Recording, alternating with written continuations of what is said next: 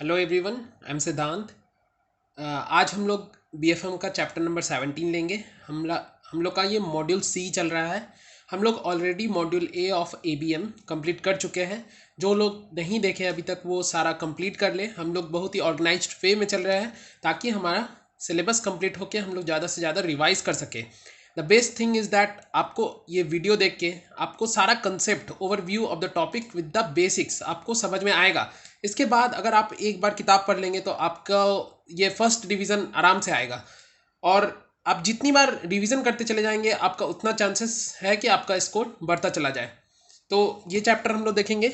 ये चैप्टर का नाम है ट्रेजरी रिस्क मैनेजमेंट। ऐसे तो रिस्क मैनेजमेंट का मॉड्यूल भी पूरा है, पूरा मॉड्यूल भी इसी पे आधारित है। सारा रिस्क कैसे मैनेज करना, आइडेंटिफिकेशन करना या कंट्रोल करना, तो ये सब सारा हम लोग मॉड्यूल बी में पढ़ेंगे। मगर यहाँ जो हम लोग का सारा डिस्कशन होगा वो ट्रेजरी से रिलेटेड होगा। ट्रेजरी में क्या क्या रिस्क हो सकते हैं, कैसे आइडेंटिफाई करें और उसका मेजरमेंट कैसे करें, तो ये सारा इंपॉर्टेंट हमारा कंसर्न है। तो जैसे कि हम लोग बैंकिंग इंडस्ट्री में काम करते हैं तो banking industry is divided mainly, banking industry का 2 या 3 बुक बनता है।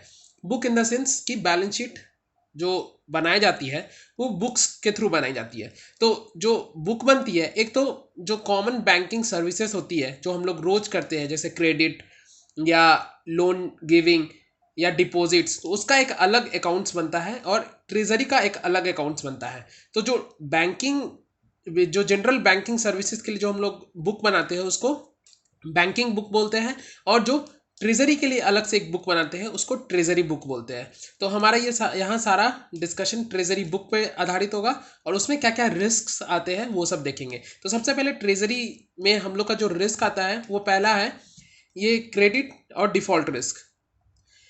क्रेडिट और डिफ़ॉल्ट रिस्क हमारे ये ट्रेजरी बुक में बहुत कम ही पाया जाता है, बहुत रेयर केस में आता है। मेन इसमें जो रिस्क आती है वो है मार्केट रिस्क। मार्केट रिस्क के अंदर 3 रिस्क है जो काफ़ी इंपॉर्टेंट है। एक लिक्विडिटी रिस्क होता है, एक करेंसी रिस्क होता है, एक आईआरआर रिस्क होता है। तो पहले हम लोग जानेंगे ये क्रेडिट रिस्क होता क्या, उसके बाद हम लोग मार्केट रिस्क के बारे में डिस्कशन करेंगे। क्रेडिट रिस्क का मतलब है जैसे आप अगर लोन दे रहे हैं, अगर आप रिलायंस इंडिया लिमिटेड को लोन दे रहे हैं तो उसका आप बैलेंस शीट देखोगे तो वो काफ़ी स्ट्रांग है। सब कुछ, सारा पैरामीटर जिस बेसिस पे उसको लोन दिया जाता है वो सब कुछ स्ट्रांग है। तो उसमें हम लोग रिस्क जो आइडेंटिफाई करेंगे और रिस्क जो मेज़र करेंगे तो उसमें जो हम लोग वैल्यूज़ हम लोग निकालेंगे वो रिस्क कम होगा। मगर अगर वही लोन हम लोग अगर विजय माल्या को देते हैं तो उसमें काउंटर पार्टी रिस्क बहुत ज़्यादा है। काउंटर पार्टी मतलब जिस पार्टी को हम लोन दे रहे हैं वो पैसा लौटाएगा कि नहीं, ये संदेह के निशान में है। तो ये काउंटर पार्टी रिस्क होता है जो कि क्रेडिट या डिफॉल्ट रिस्क के अंदर ही आता है। तो क्रेडिट से हमारा रिस्क है वो क्रेडिट रिस्क कहलाता है। एक होता है मार्केट रिस्क। मार्केट रिस्क मैंने बताया 3 तरह के होते हैं, एक लिक्विडिटी रिस्क, करेंसी रिस्क और IRR risk, that is interest rate risk. तो जैसे ट्रेजरी में हम लोग किस किस चीज़ से रिलेट डील करते थे, हम लोग सिक्योरिटीज था, मनी मार्केट था, तो वो सब क्या है, एक तरह से लिक्विडिटी ही है। या करेंसी पे हम लोग डील करते थे तो इसमें करेंसी रिस्क हम लोग पढ़ रहे हैं। इंटरेस्ट रेट हम लोग वहाँ पढ़े थे तो इंटरेस्ट रेट रिस्क पढ़ेंगे। तो लिक्विडिटी रिस्क क्या होता है हम लोग ये समझेंगे पहले। जैसे कि अगर आप मान लीजिए कहीं से पैसा उठाए हैं मनी मार्केट के थ्रू, तो 1 साल के लिए वो पैसा आपके पास आया और 1 साल के अंदर अंदर आपको वो पैसा लौटाना है। और आप वही पैसा 10 साल के लोन में किसी इंफ्रास्ट्रक्चर कंपनी को आप लोन दे देते हैं, तो ये एक तरह से लिक्विडिटी रिस्क क्रिएट होगा। तो जो बैंक वाले लोन देते हैं हमारे ऊपर जो बैठे रहते हैं, हम लोग तो फ्रंट ऑफिस में हैं, हमारे ऊपर जो बैठे रहते हैं जो बैक ऑफिस में काम करते हैं वो लोग यही कैलकुलेट करते हैं कि अगर इस साल में हमारा कितना एफडी मैच्योर हो रहा है, कितना लोन हमारा वापस आ रहा है, कितना इंटरेस्ट हमारा वापस आ रहा है, तो वो सारा कैलकुलेशन ऊपर वाले ऑफिस में होता रहता है ताकि हम लोग को पता चले कि हम लोग कितना लोन दे सकते हैं किसी को। क्योंकि एक टाइम ऐसा आएगा, जैसे अभी रिसेंटली जो आईएलएफएस केस हुआ उसमें क्या हुआ, यही लिक्विडिटी रिस्क हुआ। वो शॉर्ट टर्म पे पैसा उठा के लॉन्ग टर्म में सबको पैसा बांट दी थी। अब शॉर्ट टर्म वाले पैसा मांगने आए तो उसके पास देने के लिए था नहीं। तो ये is an example of liquidity risk. अब करेंसी रिस्क क्या है, करेंसी रिस्क पता है, करेंसी हर 4 सेकंड में फ्लक्चुएट होता है। अगर करेंसी का रेट बहुत ऊपर भाग गया तो उससे जो रिस्क हमारे ऊपर आएगा, जो भी मार्केट में हमारे यहाँ रिस्क आएगा वो होगा करेंसी रिस्क। अब इंटरेस्ट रेट रिस्क, हमारा इंटरेस्ट रेट भी फ्लक्चुएट होता है। अब जैसे फॉर एग्जांपल हम लोग किसी से लोन लिए, मतलब हम लोग एज ए बैंकर आरबीआई से 4% पे लोन लिए और उसको 6% पे किसी कस्टमर को हम लोग लोन दे दिए, और फ्यूचर में पता चला ये जो हम लोग लोन दे रहे हैं कस्टमर को फ्लोटिंग रेट है और वो 6% से घट के 4% हो गया, तो हमें क्या फ़ायदा हुआ? मतलब आरबीआई से हम लोग 4% लिया और 4% पे अब उस कस्टमर हमसे लोन ले लिया, तो हमको तो कोई फ़ायदा नहीं हुआ। तो ये हुआ करे ये interest rate risk. I think आपको समझ में आया होगा। एक होता है ऑपरेशनल रिस्क, जो भी ऑपरेशन, जो प्रोसेस के थ्रू या पीपल के थ्रू जो भी ऑपरेशन होता है उससे जो रिस्क एसोसिएट होते हैं वो हुआ ऑपरेशनल रिस्क। फॉर एग्जांपल जो भी नीरव मोदी वाला केस हुआ था उसमें ये ऑपरेशनल रिस्क के कारण हुआ था, क्योंकि उसमें जो पीपल इन्वॉल्व थे वो अच्छे से जो लोन प्रोसेस फॉलो करना चाहिए था वो हुआ नहीं, और स्विफ्ट में जो हम लोग को मैसेज देखना चाहिए था वो हुआ नहीं। तो ये पीपल से रिलेटेड है या प्रोसेस से रिलेटेड। जैसे स्विफ्ट का सिस्टम उतना ट्रांसपेरेंट नहीं था कि हम लोग को पता ही नहीं चला, तो ये एक तरह से ऑपरेशनल रिस्क हुआ। अब हम लोग देखेंगे कि रिस्क मेजरमेंट ये टॉपिक है, इसमें हम लोग पढ़ेंगे वैर, that is value at risk. तो हम लोग अगर कोई भी रिस्क, जैसे रिस्क तो फ्यूचर की चीज़ है हमें पता नहीं है, मगर उसको कुछ हद तक अगर हम लोग कैलकुलेट कर लिए तो हम लोग बहुत हद तक अपना रिस्क मैनेजमेंट कर सकते हैं। तो ये रिस्क मेजर इसलिए होता है। तो ये जो वैल्यू एट रिस्क है, अगर हम लोग बोलते हैं value at risk is equal to 5% value at risk, इसका मतलब क्या हुआ? अगर कहीं पे लिखा है 5% ऑफ वैर, इसका मतलब क्या हुआ कि 5% जो हमारा टोटल अमाउंट दिया गया है किसी को लोन में या कोई भी मार्केट में हम लोग जो लगाए हैं उसका 5% में रिस्क इन्वॉल्व है। इस स्टेटमेंट का यही मतलब हुआ। मतलब 95% हमारा वो अमाउंट सेफ है, 5% रिस्क है उस पर। और एक और स्टेटमेंट होता है 5% ऑफ वैर ऑफ 2.5 करोड़ लॉस, या 2.5 करोड़ तक ही होगा। तो अगर ऐसा लिखा होगा तो इससे हम लोग क्या समझेंगे कि 95% chances that our loss would be less than 2.5 crore, और 5% हमारा चांसेस है कि हमारा लॉस 2.5 करोड़ को एक्सीड कर जाएगा। इसका ये मतलब हुआ। और इससे एक और इंटरप्रिटेशन हम लोग लगा सकते हैं कि मतलब 100 में से अगर 95 टाइम्स हम लोग अगर पैसा लगा रहे इसी बिजनेस में, तो 100 में से 95 टाइम्स अगर 100 बार हम लोग इस बिजनेस में पैसा लगा रहे हैं तो 95 टाइम्स हम लोग को लॉस नहीं होगा, मगर 5 बार हमारा 2.5 करोड़ का या उसके ऊपर का लॉस होगा। तो इसका ये इंटरप्रिटेशन है, ये बस आपको बेसिक समझना है। अब उसके बाद देखेंगे एक न्यू कंसेप्ट है रिस्क मेजरमेंट में ही ड्यूरेशन का। तो ड्यूरेशन मतलब क्या होता है? It's an impact of interest rate on the price. मतलब प्राइस इंटरेस्ट रेट, जो इंटरेस्ट रेट होता है उसका हमारे प्राइस पे क्या इफेक्ट पड़ता है, वो होता है ड्यूरेशन। जैसे कि आपने बॉन्ड यील्ड के बारे में पढ़ा होगा, तो बॉन्ड यील्ड जो हम लोग निकालते थे वो coupon amount by market price. तो ये ड्यूरेशन बोलता है कि हमारा जो इंटरेस्ट रेट है, impact of interest rate on the price. तो अगर बॉन्ड का एग्जांपल ले तो impact of yield on the price is inversely proportional. तो ये आपको दिमाग में रखना पड़ेगा। और ये जो ड्यूरेशन दिया गया है ये फ्रेडरिक मैक्यूएले के द्वारा दिया गया है। और ये आपको स्टेटमेंट दिमाग में रखना होगा, जितना लॉन्गर ड्यूरेशन होगा किसी भी चीज़ का, जैसे फॉर एग्जांपल बॉन्ड कोई 5 साल का है कोई 10 साल का है, तो उसमें जो इंटरेस्ट का इम्पैक्ट होगा, जो लार्जर वाला बॉन्ड होगा जैसे कि 10 साल, उसमें ज़्यादा होगा। ये आपको दिमाग में रखना पड़ेगा। और एक होता है कि रिस्क मैनेजमेंट कैसे करें। तो रिस्क मैनेजमेंट करने का हमारे इस टॉपिक में बस एक ही तरीका दिया हुआ है, उसी तरीका में बहुत सारा ऑप्शंस खुलता है जो हम लोग नेक्स्ट चैप्टर में पढ़ेंगे। वो होता है डेरिवेटिव्स। तो डेरिवेटिव्स क्या होता है हम लोग समझे हैं, जो हम लोग फ्यूचर पढ़े थे, जो हम लोग स्वैप पढ़े थे प्रीवियस चैप्टर्स में, वो एक तरह से डेरिवेटिव्स है। उसमें हम लोग क्या कर रहे थे कि करेंसी को हम लोग सेव कर ले रहे थे। मतलब अगर करेंसी का रेट $1.75 है और लग रहा है कि 3 महीने बाद वही $80 में हो जाएगा, तो इस अमाउंट को हम लोग एक एग्रीमेंट साइन किए जिसको हम लोग फ्यूचर बोले, और ये लिखे कि 3 मंथ के बाद भी हम लोग को $1 में 75 रुपया ही देना पड़ेगा। तो ये एग्रीमेंट साइन हुआ, वही उसी को हम लोग फ्यूचर बोलेंगे। तो ये था सारा कंसेप्ट। अब एक और कंसेप्ट है लेवरेज का। तो ये लेवरेज क्या होता है? जैसे बैंक में हम लोग हमेशा ये लेवरेज वर्ड सुनते होंगे। तो लेवरेज का मतलब है कि to build up assets with the given capital. मतलब आपके पास जितना कैपिटल है आप उससे कितना कैपिटल जनरेट कर सकते हैं। बैंक क्या करती है? मनी से मनी जनरेट करती है। तो आप जितना कैपिटल ऑलरेडी आपके पास है उससे आप कितना कैसे लगाए, कहाँ लगाए कि आपका ज़्यादा से ज़्यादा रेवेन्यू या कैपिटल जनरेट हो, वो होता है लेवरेज। और ये कंपनी के संदर्भ में लेवरेज का फॉर्मूला होता है डेब्ट बाय इक्विटी। मगर अगर बैंक के रेफरेंस में पूछा कि लेवरेज क्या होता है तो उसमें आपको बताना पड़ेगा वो कैपिटल एडिक्वेसी रेशियो जो CRAR पढ़ते हैं वो होगा। ड्यूरेशन में ही एक मॉडिफाइड ड्यूरेशन था, उसका बस फॉर्मूला जानना ही काफ़ी है। ड्यूरेशन जो होता है वो टाइम फॉर्म में होता है। जब भी ड्यूरेशन को इंटरेस्ट रेट से डिवाइड करते हैं तो वो मॉडिफाइड ड्यूरेशन कहलाता है। अगला कंसेप्ट है वोलाटिलिटी एंड द सेंसिटिविटी। तो वोलाटिलिटी और सेंसिटिविटी क्या होता है? सेंसिटिविटी का मतलब है कि अगर जैसे आपका कोई प्राइस, कोई आइटम है, वो किसी चीज़ पे डिपेंड करता है। अगर इस चीज़ का रेट फ्लक्चुएट हुआ तो ये सब का भी, ये जितने आइटम इस पे डिपेंडेंट है वो भी फ्लक्चुएट होगा। ये हुआ sensitivity.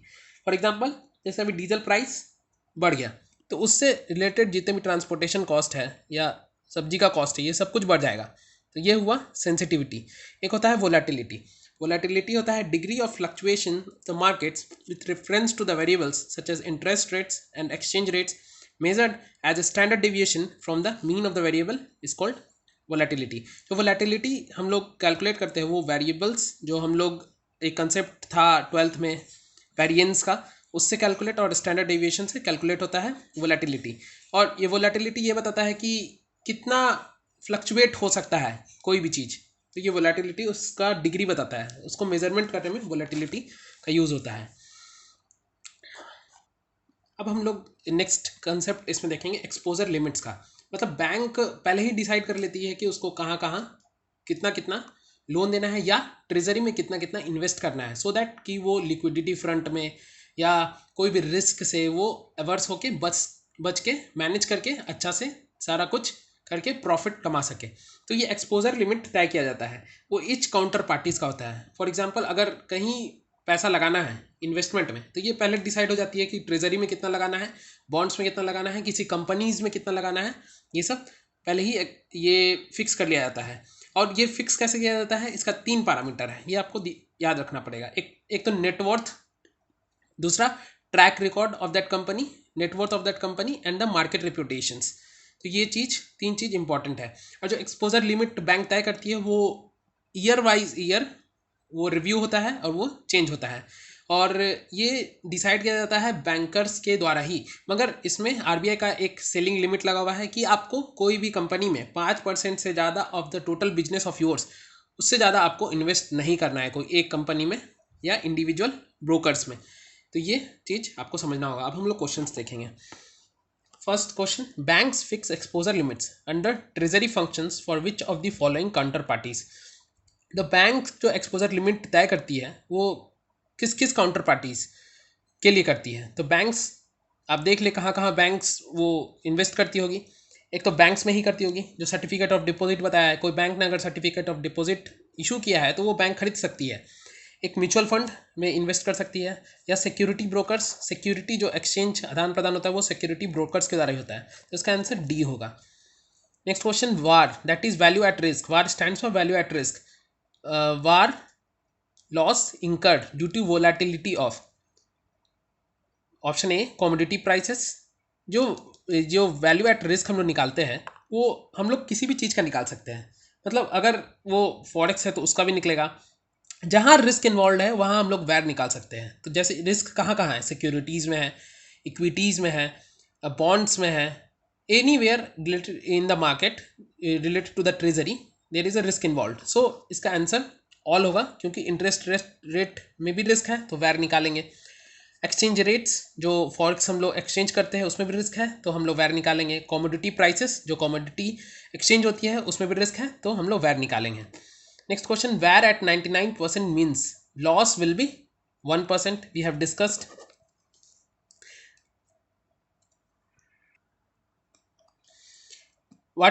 Which next question, which are the approaches of the value at risk? So the value at risk, there are various methods to calculate the value at risk. So these are very factual, you should learn it, that there are the methods are parametric approach, one of the method, Monte Carlo approach another method, historical approach another method to calculate value at risk. Next option, Altman Jet approach, this is for the bankruptcy prediction. सो ये जो Altmann Z approach है, इससे हम लोग ये पता करेंगे कि कोई कंपनी डूबेगी कि नहीं, और बाकी ये जो तीन है हमारा वैर निकालने के लिए हेल्प करेगा। ये सब क्वेश्चन मैंने डेलिबरेटली डाला है ताकि ये सब फैक्चुअल भी आपको याद होता रहे। कंसेप्ट तो मैंने समझा दिया, मगर ये सब क्वेश्चन अगर नहीं डालेंगे तो कैसे पता चलेगा कि ये सब क्वेश्चंस भी आते हैं। Effective return on the bonds depends upon, कोई भी return on the bonds depends upon, ठीक है, अगर आपके पास कोई बॉन्ड है उसमें कितना रिटर्न आया वो किस पे डिपेंड करेगा। देखते हो ऑप्शन, कूपन रेट, हाँ बिल्कुल करेगा। अगर 4 साल का बॉन्ड है, आप 10% के कूपन पे एक बॉन्ड लिया और एक 50% लिए, तो ईयरली जो आपको इनकम आ रही है 10% वाला कम आएगा या 50% वाला ज़्यादा आएगा। तो ये 50% वाला जो ज़्यादा आएगा इसका मतलब ये depends on the coupon rate. दूसरा मार्केट प्राइस, हाँ बॉन्ड मार्केट प्राइस, आप कितना मार्केट प्राइस पे लिए हैं। जैसे बॉन्ड जब इशू हुआ 1000 का था और मैच्योरिटी पे आपको 1100 मिलेगा, मगर बीच में कहीं पे मार्केट प्राइस इसका 900 हो गया। अगर आप 900 में ले रहे हैं और 1100 आपको मिल रहा है तो आपको ज़्यादा फ़ायदा हो रहा है यहाँ पे, बजाय आप 1000 में ले और 1100 में उसको मैच्योरिटी में वो करें। तो इसमें आपका मार्केट प्राइस पे डिपेंड कर रहा है, मगर जैसे कि आप 900 में लेंगे 1100 में बेचेंगे तो आपको ज़्यादा फायदा होगा, तो ये मार्केट प्राइस पे भी डिपेंड करेगा। नेक्स्ट मैच्योरिटी, हाँ जितना ईयर्स का है। अब जैसे इन 900 आपको जो मिल रहा है 1 साल में ही मिल गया, या इन 900 आपको 900 में अब 4 साल पहले 900 में लिए और 1100 में 4 साल के बाद बेचे, और 900 में लिए 1 साल पहले और 1 साल बाद 1100 में बेच दिए, तो ये मैच्योरिटी पे भी डिपेंड करेगा। Next question, relationship between bond price and the yield, it is inversely proportional or indirectly you can say. We have seen the formula, that is bond is equal to coupon amount divided by market price. So the relationship with the bond and the market price is inversely proportional. When one account, funding account, is debited, another account, security account, is credited at the same time. In case of security purchase this is called delivery versus payment. This is a term that you should remember कि ये जो delivery versus payment में क्या होता है। अब जैसे आप कोई सिक्योरिटीज़ खरीदे, तो ये सिक्योरिटीज़ आप कैसे खरीदेंगे, इसका एक ही ऑप्शन है कि आप एक हाथ दो एक हाथ लो, मतलब आप पेमेंट कर दो, आपको ये जो सिक्योरिटीज़ है आपके सिक्योरिटीज़ वाले अकाउंट में वो क्रेडिट हो जाएगा। तो ये ऑप्शन होता है, इसका टर्म है डिलीवरी वर्सेस पेमेंट, ये आपको दिमाग में रखना पड़ेगा। Next question, interest cost of the funds locked in trading position is called, it is called carry. ये फैक्चुअल है, आपको याद रखना पड़ेगा कि interest cost of the funds locked in trading position is called carry. Items like interest swaps that do not appear in the balance sheets are called, okay, they are something called है off balance sheet items. कोई भी जो contingent liabilities होती है, जो future में liabilities में convert हो सकती है, उसको हम लोग बैलेंस शीट में नहीं लिखते हैं, उसको हम लोग अलग से एक नोट में लिखते हैं, उसको बोलते हैं ऑफ बैलेंस शीट आइटम्स। तो जो इंटरेस्ट स्वैप्स होते हैं ये सब कंटिजेंट लाइबिलिटीज़ होते हैं, मतलब ये फ्यूचर में हम लोग को इससे फ़ायदा भी हो सकता है, नुकसान भी हो सकता है, हम लोग को पता नहीं है कि इसको बैलेंस शीट में कहाँ डालें, तो इसको ऑफ बैलेंस शीट अलग से एक ऑफ बैलेंस शीट आइटम्स में इसको डाल के लिख दिया जाता है।